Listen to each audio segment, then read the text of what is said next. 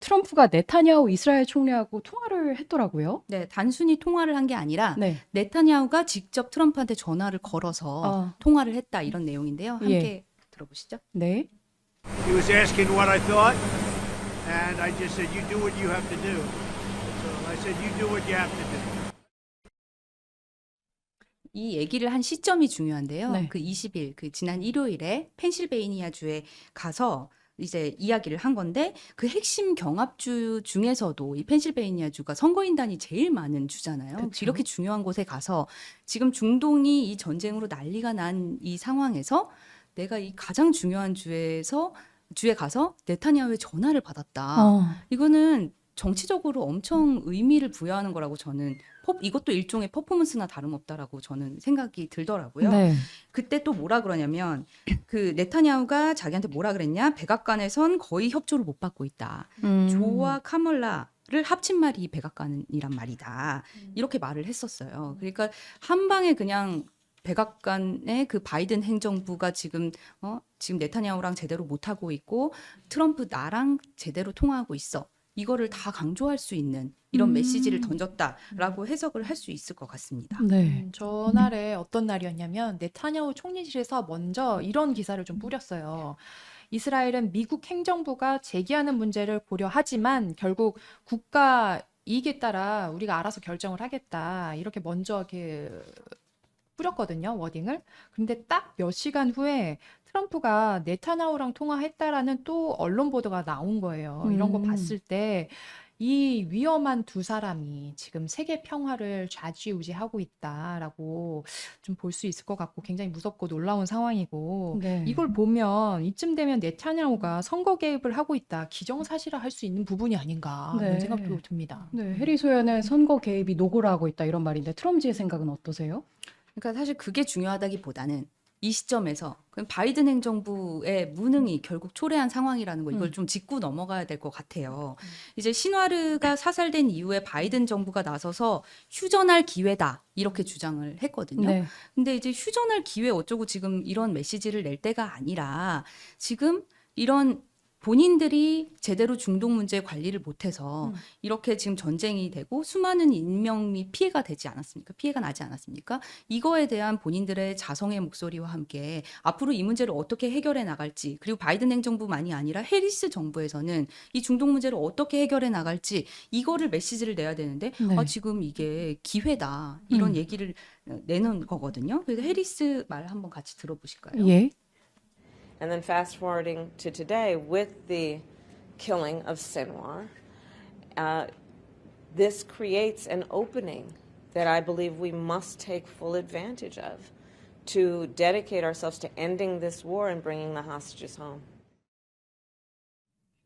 그러니까 시나르가 죽고 이제 하마스 수장도 제거되고 헤즈볼라도 제거되고 이렇게 되면 이스라엘이 목표로 했었던 그 평화를 위해서 목표로 했었던 그 세력들이 제거를 된 거니까 이제 네타냐후도 이제 이쯤 돼서는 전쟁을 멈출 때도 되었는데도 불구하고 네타냐후는 전쟁을 이어가겠다는 의지를 계속 나타내고 있는 거잖아요. 이 시나르가 사망했을 때 어떤 일이 있었냐면 이스라엘 내부에서는 폭죽을 터뜨렸어요. 왜 폭죽을 터뜨렸냐? 이제 전쟁 끝나겠구나 이래서 했는데 아직도 네타냐후는 전쟁을 이끌어가고 끌어가겠다고 하는 거니 이거는 이스라엘 내부에서 자기의 정치를 이어가기 위한 그런 아집으로밖에 해석이 안 된다고 생각이 듭니다.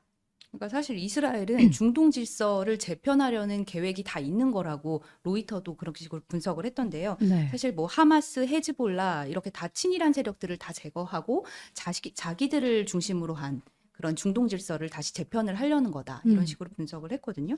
그래서 사실 내년 1월에 미국 대통령 취임 전까지 이스라엘은 이런 식으로 다 구도를 다시 설정을 하고 그리고 이거에 발맞춰서 트럼프도 같이 이제 뭐 선거에서 이기는 수순으로 가고 있는. 그러니까 사실 이거는 선거 개입이라고 보고 뭐 이렇게 보기보다는 국제 정세적인 어떤 전략적이고 정치적인 접근이라고 우리는 봐야 되지 않겠느냐 저는 그런 생각이 들었습니다. 네.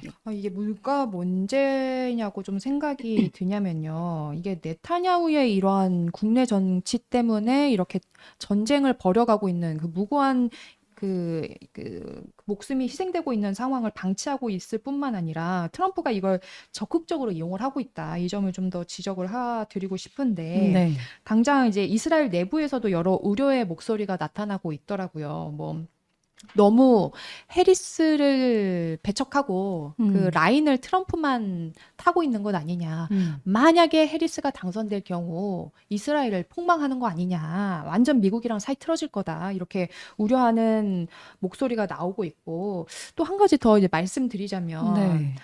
뭐 트럼프가 지금 미치광이 전략으로 가는 거 아닌가 이런 생각도 드는 게 뭐 시진핑 주석을 향해서는 뭐 중국 관세 뭐 200% 때리겠다 이런 얘기 계속 나오잖아요. 뭐 시진핑 주석과 관련해서는 시진핑 주석은 나를 완전히 존중하고 있다. 네. 그는 내가 완전히 미쳤다는 걸 알고 있다. 뭐 이렇게 얘기를 했던데 지금 네타냐후도 지금 이 점을 매우 주목해서 봐야 할 게 뭐냐면 트럼프가 이 네타냐후뿐만 아니라 이 사우디아라비아를 비롯한 이 아랍계 그 지도자들과의 친분을 굉장히 과시하고 있단 말이죠. 네. 그러니까 언제든지 네타냐후 뭐 선거 때는 뭐 지금 자기 도와주는 것 같으니까 뭐 놔두고 있지만 언제든지 본인의 이익과 다를 경우에는 버려질 수 있다. 네타냐후도 그 점을 조금 기억해야 될 것 같다라는 생각도 듭니다. 정치적으로 얼마든지 이제 바뀌어서 네. 지금 네타냐후랑 트럼프는 끈끈한 사이가 되었다. 그래서 직접 전화하고 상의하고 수시로 상의하는 사이가 되었기 때문에 중동 이 전쟁을 멈출 수도 있지 않겠는가 그렇게 추측해 봅니다. 예, 알겠습니다. 중동 이슈까지 오늘 준비한 토론 주제는 여기까지 마무리하기로 하고요. 두 분 마지막 말씀 여쭙고 놓아드리겠습니다. 저는 일단 네. 그 최근 이제 뭐 계속 이제 트럼프가 뭐 언론 아까 전에도 뭐 머스크 그 포스터 나오면서 주류 언론한테 계속 이렇게 피해를 받았다는 식으로 머스크가 주장을 하잖아요. 근데 사실 제가 봐도 국제부인 기자인 제가 봐도 워싱턴 포스트, 뭐 CNN 뭐 이런 것들을 볼 때 굉장히 이제 일방적이라는 생각이 좀 들긴 했었어요. 이제 이게 우리랑 문화가 다르니까 미국 언론은 약간 좀 다르구나 싶긴 한데 그런 식으로 미국 언론이 대다수의 미국 언론들이 트럼프한테 우호적이지 않은 상황에서 계속 동률이거나 뭐 아주 바짝 추격하는 이런 식으로 나왔다는 거는 그때만 해도 그것만 봐도 트럼프가 굉장히 미국 현지에서는 응원을 받고 있지 않겠는가. 저는 그런 생각이 들었어서 지금도 이런 것들이 반영돼서 최근에 그 어제 기사도 나왔듯이 한 10%포인트 차로 앞질렀다. 대선 예측 조사에서 뭐 그런 결과도 나왔잖아요. 뭐 이런 것들이 다 지금 반영되는 것들이 지금 드러나고 있는 상황 아닐까? 이렇게 저는 생각을 해봅니다. 저는 어떤 생각이 드냐면 이게 우리나라 선거도 아닌데 우리도 계속 얘기를 하잖아요. 해리스 제발 선명성을 갖고 얘기를 해라. 바이든과 빨리 차별화를 세우고 그리고 무슨 정책을 주장을 하는지 선명하게 얘기를 하라라고 하는데 예. 뭐가 없어요. 뭐 계속 안 세우더라고요. 이제 해리스 캠프 측에서. 그렇기 때문에 지금 교전을 면치 못하고 있는 거 아니냐. 자꾸 그런 생각이 들면서 제가 당장이라도 이제 해리스 캠프 쪽으로 들어갈 수도 없고 싶습니다. 예, 알겠습니다. 두 분 오늘도 과몰입하느라 고생하셨습니다. 박소연 이재 기자 고생했습니다. 감사합니다.